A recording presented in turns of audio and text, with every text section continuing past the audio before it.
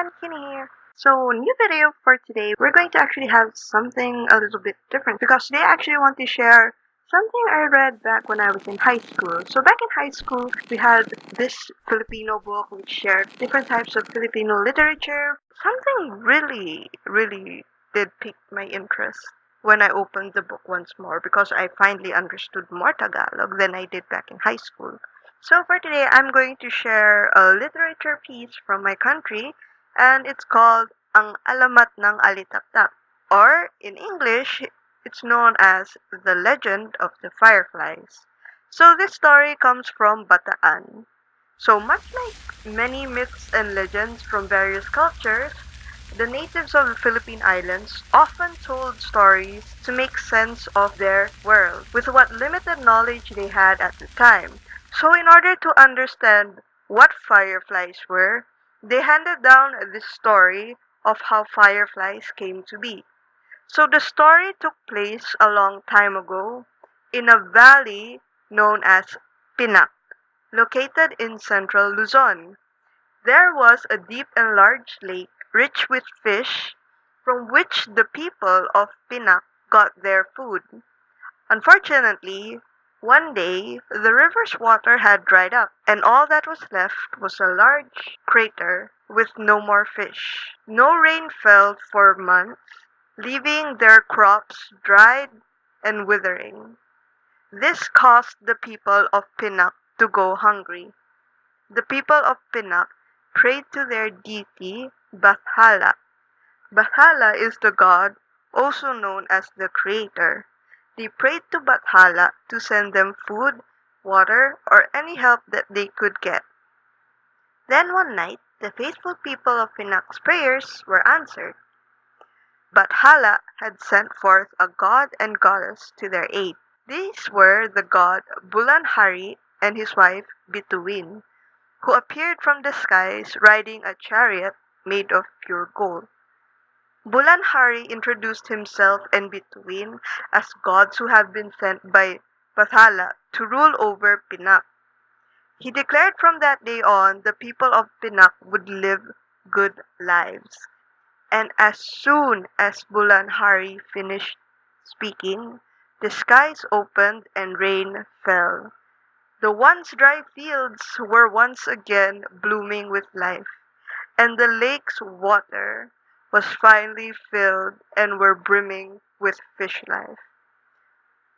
The dry spell was finally over, and the people of Pinak were finally happy.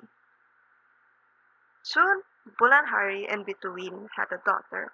She grew up to be a beautiful maiden. She had long dark hair, lovely eyes, and long curling lashes. Her lips like rosebuds, her flesh like porcelain. They named her Alitaptap, as she had a bright sparkling star on her forehead. All the young men in Pinak fell in love with Alitaptap. They worshipped her beauty and they sang her songs of love underneath her windows, much like a serenade. They all sought to win her heart. However, the heart of Alitaptap wasn't human. She was the daughter of gods Bulanhari and Bituin. She was the daughter of beings who burst from the skies and were not of the earth. She had a heart of stone, as cold and as hard as the sparkling star on her forehead. Alitaptap would never know love. Okay. Then one day, an old woman had arrived at the palace. Her name was Bologna. She had come from the mountains bearing sad news to Bulanhari.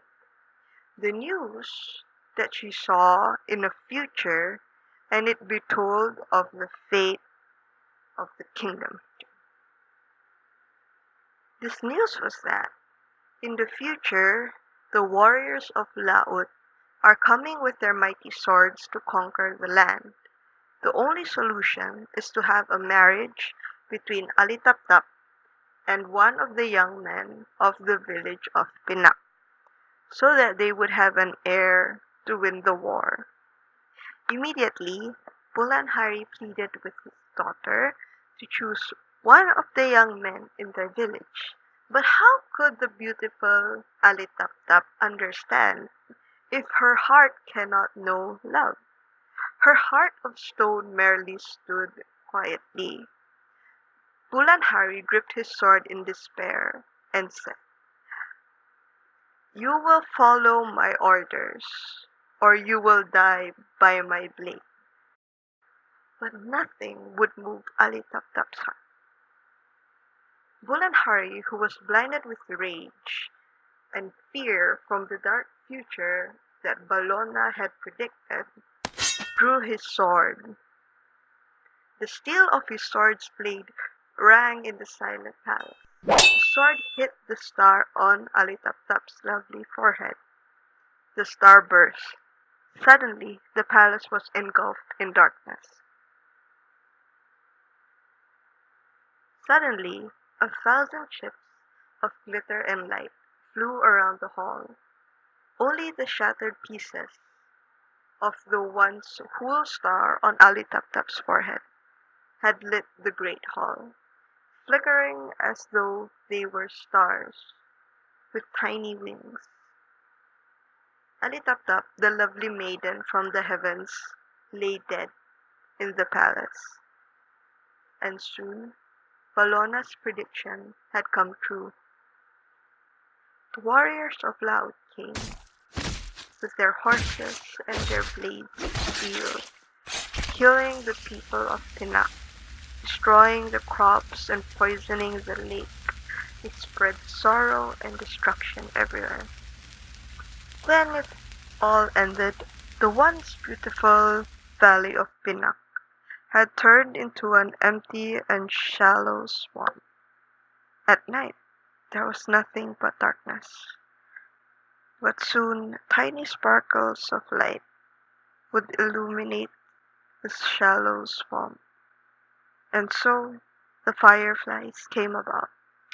Once, a long time ago, they were the fragments from the star on the forehead of Bulanhari's daughter, the beautiful Alitaptap.